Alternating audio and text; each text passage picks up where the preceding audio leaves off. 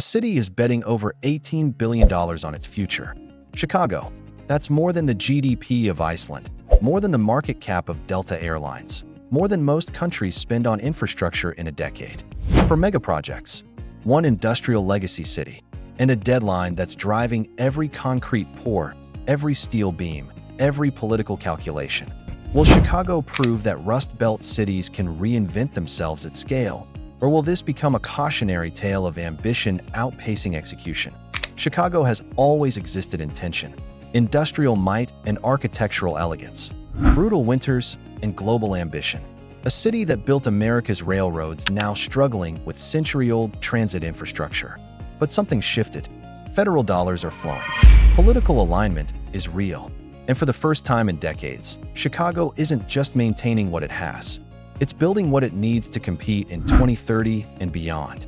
So what's actually under construction? Let's break it down. O'Hare International Airport, reimagining America's central hub. O'Hare moves 80 million passengers a year. It's the nerve center of American aviation, and for years, it's been a symbol of delay, disrepair, and dated infrastructure that belongs in the 1980s. Chicago is fixing that with O'Hare 21, a $12.1 billion terminal modernization program that's not just renovating what exists. It's fundamentally reshaping how one of the world's busiest airports operates. The centerpiece is a new global terminal replacing the aging Terminal 2, a massive light-filled structure designed by Studio Gang and SWM that unifies international and domestic operations under one roof. Soaring ceilings, smart wayfinding, expanded gate capacity. The kind of airport experience you'd expect in Singapore or Dubai, not the Midwest. But that's only half the story. To make room for the global terminal, Chicago is building two massive satellite concourses first. Concourse D broke ground in August 2025.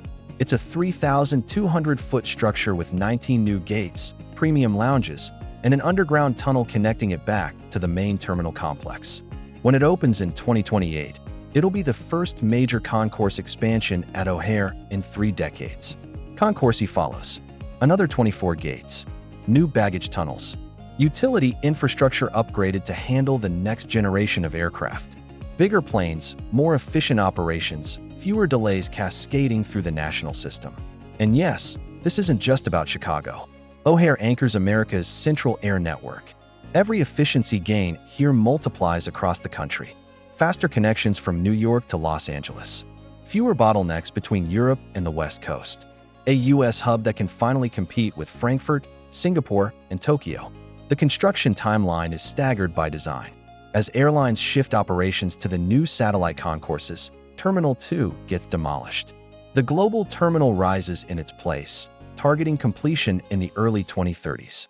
In parallel, Terminal 5 and Terminal 3 are getting modernized. The airfield is being reconfigured for better taxi flows, and de-icing capacity is expanding to handle Chicago's brutal winters. Funding comes from passenger facility charges, airport bonds, and airline capital commitments. United and American are the anchor stakeholders.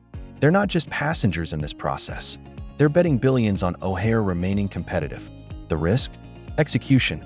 Airport projects are notoriously complex. Weather delays, labor shortages, supply chain disruptions. Any major setback pushes timelines into the late 2030s, and by then, the advantage is lost. Other cities catch up. Airlines rethink their hub strategies. But if delivered on schedule, O'Hare becomes a strategic asset for the entire United States. Not just a better airport, a statement that American infrastructure can still compete globally. And if you're enjoying this breakdown of Chicago's transformation, hit subscribe. We've got deep dives on megaprojects, the Red Line extension, equity-driven transit at scale. From the airport to the street, the transformation moves south. For decades, Chicago's far south side has been promised rapid transit. Generations of residents have waited for the same service the north side takes for granted. Buses shouldering the load where trains should run. That changes with the Red Line extension, a $3.6 billion project that adds 5.6 miles of new elevated and at-grade track from 95th Street to 130th Street. For fully accessible stations, 103rd, 111th at Michigan Avenue, 130th, and Altgeld Gardens. Communities that have been transit deserts suddenly connected to the loop, to jobs, to the city's economic core. This isn't a map tweak. It's a mobility reset for Roseland, West Pullman, and Riverdale. Travel time to downtown drops by 30 minutes. Transfers eliminated. Access to schools, hospitals, and employment hubs dramatically expanded. For residents who've spent hours a day on buses, that's life-changing. The Federal Transit Administration locked in a $1.973 billion full funding grant agreement in 2025. That's federal money committed, not promised. Add state and local dollars, and the project is fully capitalized. Design work is advancing. Property acquisition is underway. Early enabling contracts are being awarded. Full construction mobilization is set for early 2026. Crews will start with foundations, utility relocations, and track structure fabrication. The build will employ thousands, union labor pouring concrete, welding steel, installing signals. And those jobs feed into long-term opportunities tied to station area development. But here's the tension. Late 2025 brought headlines about a temporary federal funding pause during administrative reviews of transit grant programs. Political turbulence in Washington. Questions about whether committed funds would actually flow. City and state leaders responded forcefully. Chicago's mayor held press conferences. Illinois senators made calls. The CTA reaffirmed that design and preparatory work continues while federal obligations are restored. The schedule still targets early 2026 for major construction, with completion later in the decade. This project matters beyond Chicago. Nationally, the Red Line extension is a template for equity-driven transit. Clear outcomes. Federal partnership. A focus on communities historically bypassed by major infrastructure investment. If it succeeds, it proves that American cities can still build transit that serves everyone, not just wealthy corridors. If it stalls, it reinforces the cynicism that megaprojects only happen in places with political power and economic clout. Chicago is betting it can deliver. The far south side is counting on it. Red and purple modernization, rebuilding the L while it runs. Now go north. The red and purple lines carry more than 80,000 riders a day through some of Chicago's densest neighborhoods. Lakeview, Lincoln Park, Uptown. The spine of the north side's mobility. And it's running on century-old infrastructure. Track structure built in the 1920s. Stations that predate modern accessibility standards. Signal systems operating decades past their design life. The kind of aging bones that lead to speed restrictions, service delays, and eventually, closures. Chicago is rebuilding it all with the red and purple modernization, a phased $2.1 billion program that replaces 100-year-old elevated structures, reconstructs 4 stations, and upgrades signals to add capacity and reliability. Phase 1 focused on the stretch from Belmont to Howard. Track structure completely rebuilt. Stations at Lawrence, Argyle, Berwyn, and Bryn Mawr reconstructed with elevators, wider platforms, and modern amenities. Signal upgrades allowing trains to run closer together, increasing rush hour capacity by 30%. Construction required surgical precision. The Red Line never fully shut down. Single tracking, night work, weekend diversions. Crews had to rebuild a functioning railway while commuters kept using it. And it worked. Phase 1 is substantially complete as of late 2025. Phase 2 targets Belmont Station itself, one of the busiest transfer points on the north side. The current configuration is a bottleneck.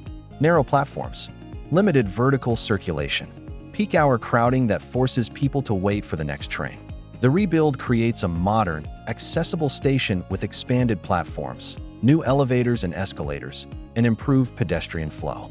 It also lays the groundwork for future Brown Line integration, making transfers faster and safer.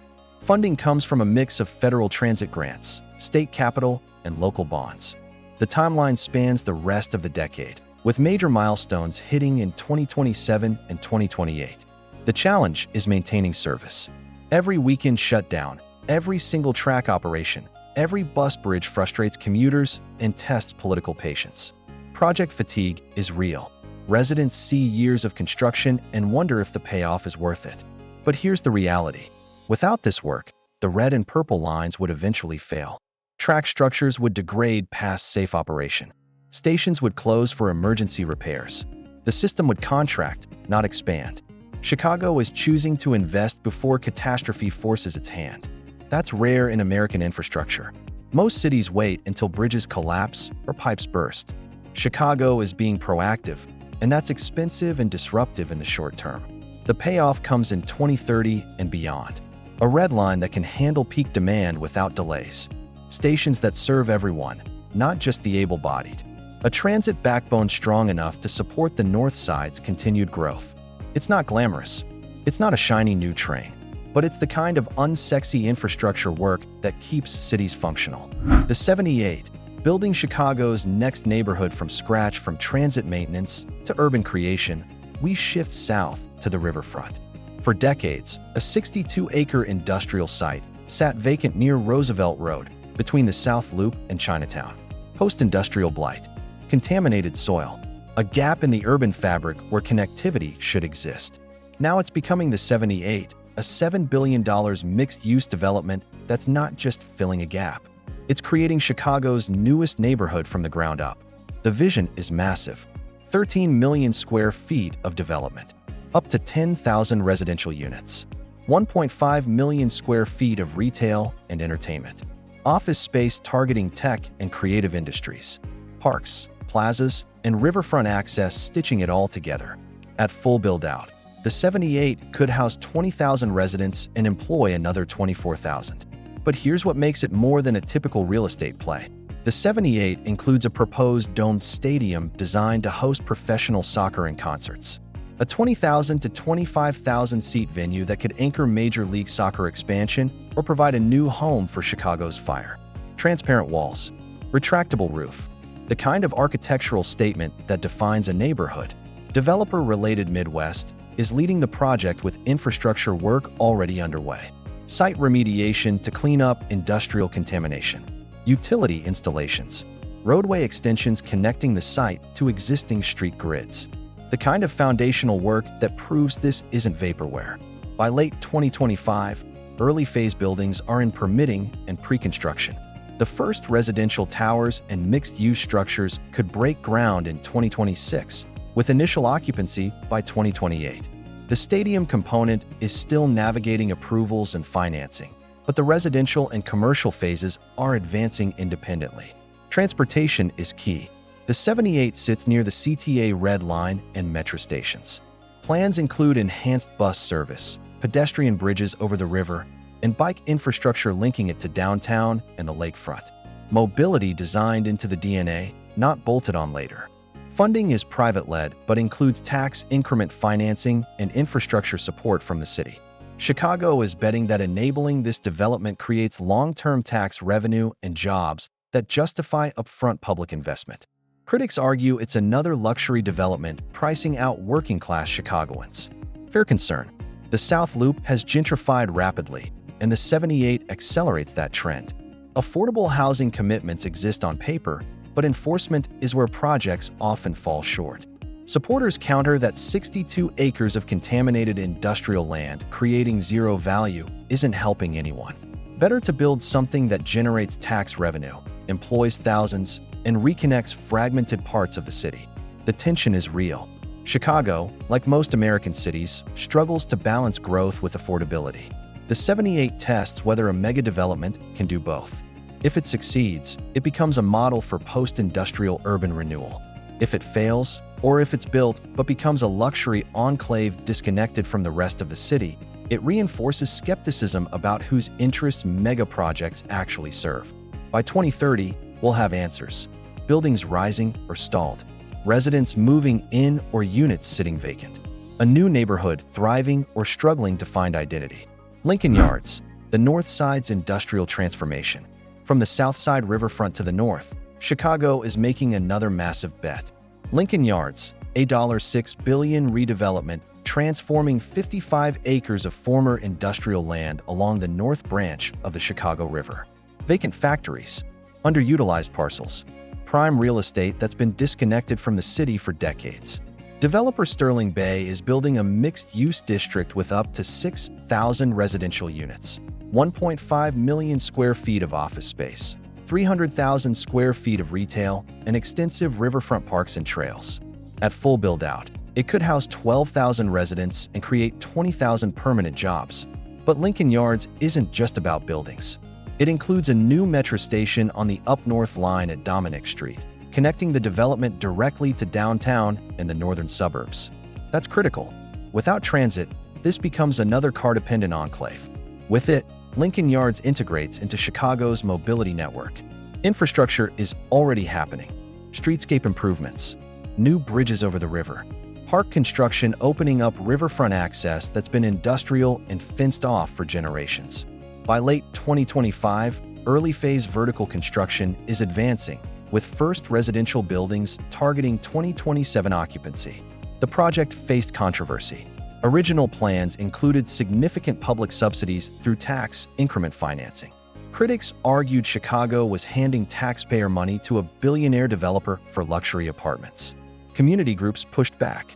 Aldermen demanded revisions. The final deal reduced public subsidy and increased affordable housing commitments. Not perfect, but better than the initial proposal. That's the messy reality of urban development. Competing interests, political negotiation, compromises that satisfy no one completely but move projects forward. Transit is the wild card. The new metro station requires coordination with freight operators, track modifications, and platform construction. Delays there ripple through the entire development timeline. Without the station, Lincoln Yards is harder to access, harder to justify, harder to integrate. If delivered as promised, Lincoln Yards reconnects the North Branch corridor. Former industrial zones become parks. Office space attracts companies and jobs. Residential towers fill in missing middle housing. The Chicago River, for so long an industrial barrier, becomes an amenity. If it stalls or underdelivers, it becomes another half-built development scar. Partially occupied buildings. Promised parks delayed. Infrastructure commitments unmet. The kind of outcome that makes cities wary of future megaprojects. Sterling Bay is betting Chicago's North Side growth continues. That tech and creative companies want urban office space. That young professionals and families want riverfront living. That the pandemic shift to remote work won't permanently hollow out urban demand. It's a big bet. The 2020s shook up every assumption about urban real estate. But Chicago still has fundamentals other cities lack. Affordability relative to coastal markets. Strong universities feeding talent. A central location and transportation network connecting the country. Lincoln Yards tests whether those fundamentals still drive urban growth in the 2030s. Pull back and look at the full picture. O'Hare becoming world-class. The Red Line reaching communities decades overdue. The L getting rebuilt for the next century. New neighborhoods rising on former industrial land, both north and south. Chicago isn't just fixing what's broken. It's reimagining what the city can be in an era of climate pressure, economic disruption, and demographic change.